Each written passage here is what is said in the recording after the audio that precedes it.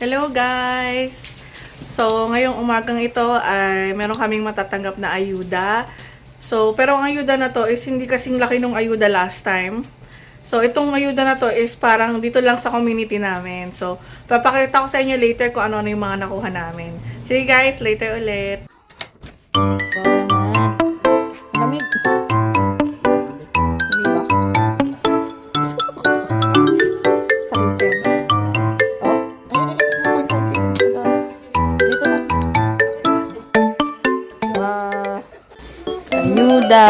Ayuda namin dito. Hello guys! So ito na yung ayuda namin dito sa community. So iisa-isayin natin guys kung ano yung nakuha namin.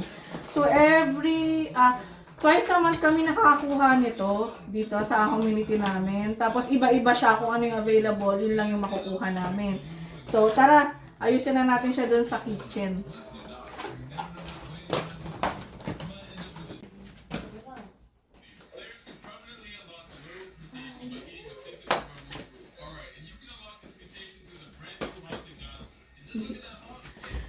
Ikasya. Ikasya.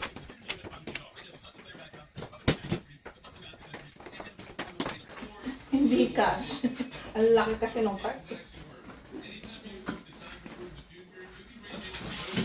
Yan guys, ang bigat. So, meron kaming dalawang box ng ayuda. And then, the rest is nandun lang sa gilid. So, explain ko lang guys, no, itong ayuda na to is galing siya sa isang grocery store.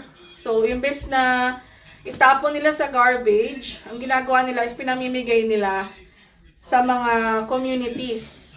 So, yung mga communities na yon, sila na lang yung maghahati-hati kung sino yung gusto makakuha ng ayuda. So, maglilista ka lang doon sa parang form. And then, bibigyan ka nila ng ayuda. So, twice a month to guys. So, dito sa community namin ay meron ganoon. So, kaya nag-sign up kami kasi dahil nga sa mga prices na nagtataasa na, di ba? So, malaking tulong ito sa amin. Malaki ang natipid namin sa groceries dahil sa ayuda na to. Pero syempre, ang difference din nito dun sa last ayuda namin is yon is mga fresh talaga yung mga yon. Talagang madalang ka lang makakita ng mga sira. Ito kasi yung mga ito is malapit na yung expiry date niya.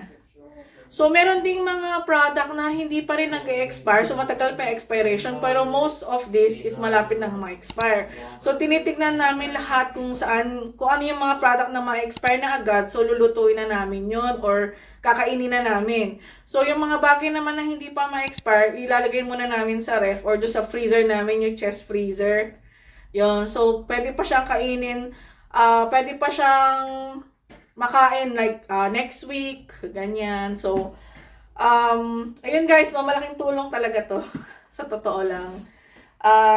Halo-halo siya. So, may meat. Minsan may meat, may tinapay, may vegetable, may fruits. Pero hindi laging gano'n. So, kung ano lang talaga yung available, yun lang yung kukuhanin namin. So, maganda siya kasi actually, imbis na itapon siya sa basurahan, di ba? At masira na lang doon.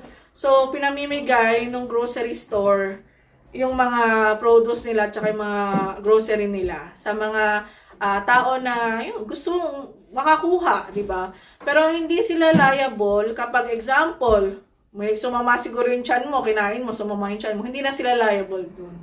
Kasi choice mo naman ng kumuha, di ba? So, malapit na siya ma-expire. Halimbawa, choice mo, nakuhanin yun. Pero hindi na sila liable in case may mangyari sa'yo. Dahil, alam mo naman na yung product na yun is malapit nang ma-expire, di ba?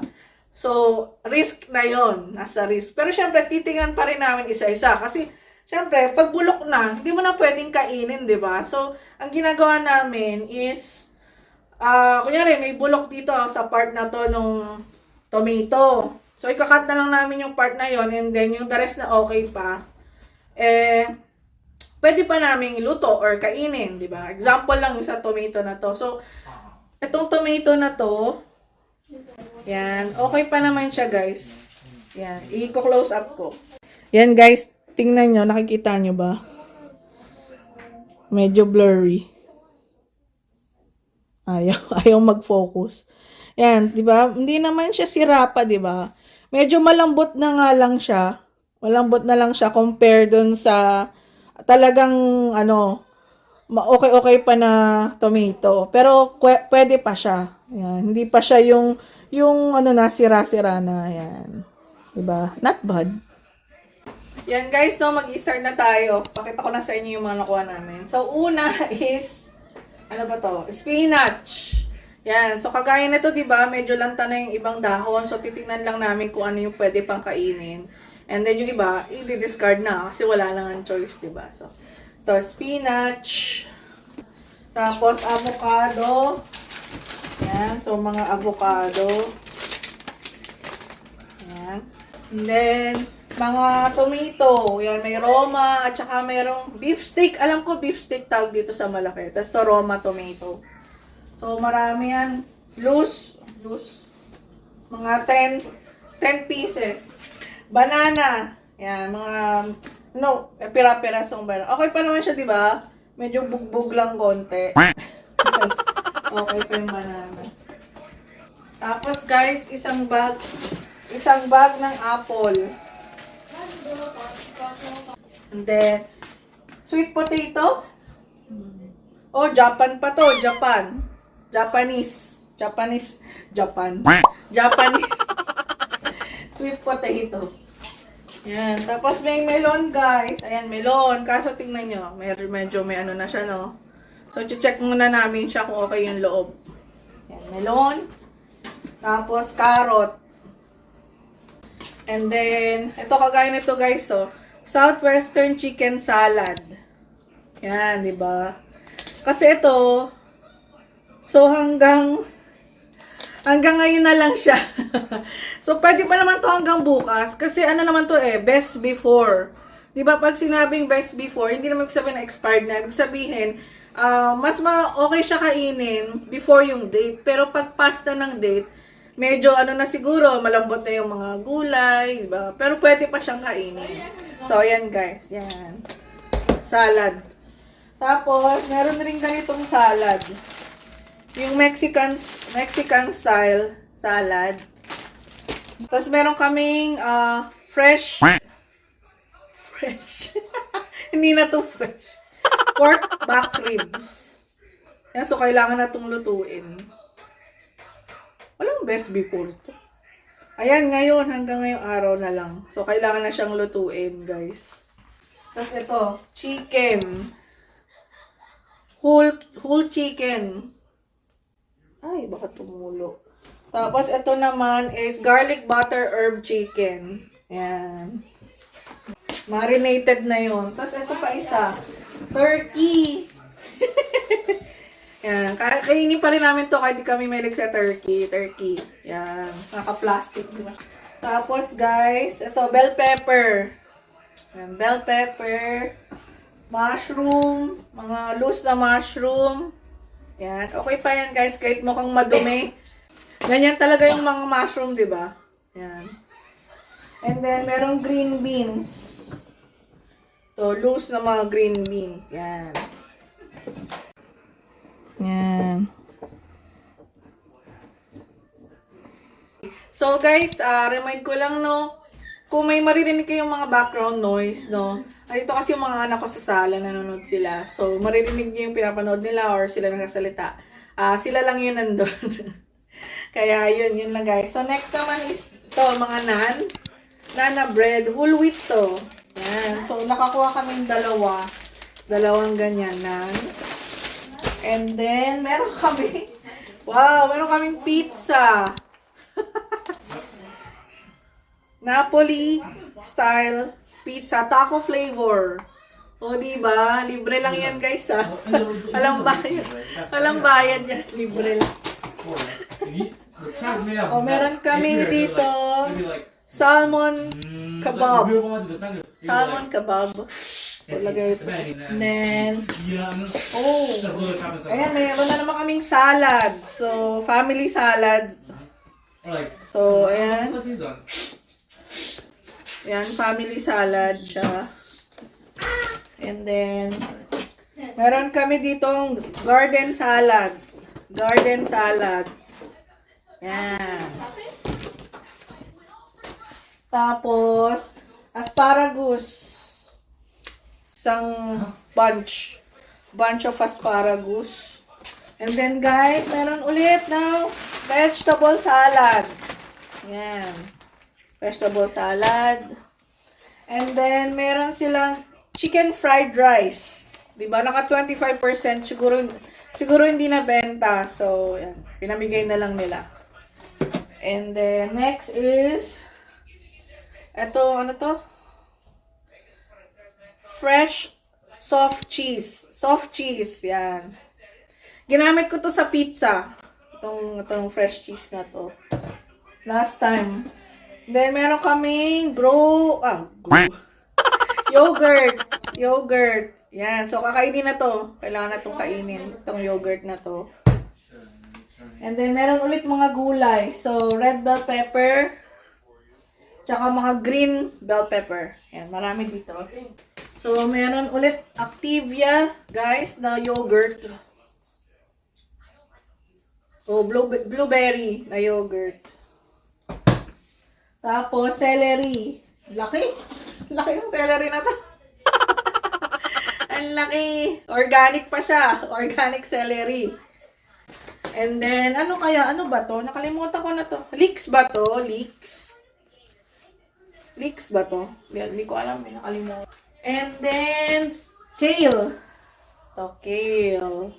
Okay pa siya, guys. So, diba?